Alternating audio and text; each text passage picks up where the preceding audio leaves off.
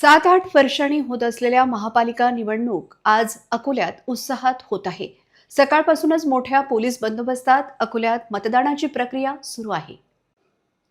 अकोला महानगरपालिकाची मतदानाची प्रक्रिया सुरू आहे. 469 उमेदवार निवडणूक रिंगणात असून आज 5,50,000हून अधिक मतदार आपला मतदानाचा हक्क बजावणार आहे.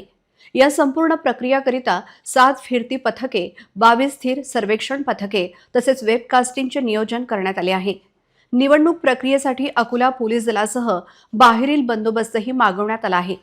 139 पोलीस उपनिरीक्षक, 23 महिला पोलीस उपनिरीक्षक आणि 1,266 पोलीस अंमलदार तैनात आहेत. राज्य राखीव पोलीस दलाची एक कंपनी आणि 1,200हून अधिक होमगार्ड्स बंदोबस्तात सहभागी आहे.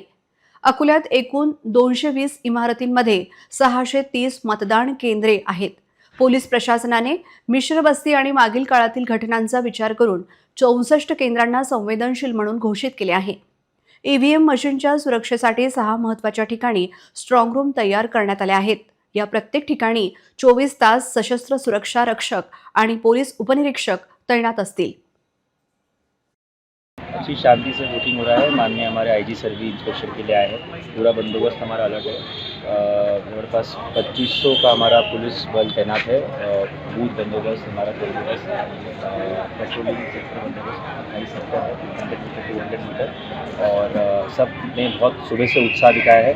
पीसफुल चल रहा है। सबको हम निवेदन करते हैं, बाहर आइए, भयमुक्त तरीके से अपना वोट डालिए और हमारी इस लोकशाही को और मजबूत बनाइए।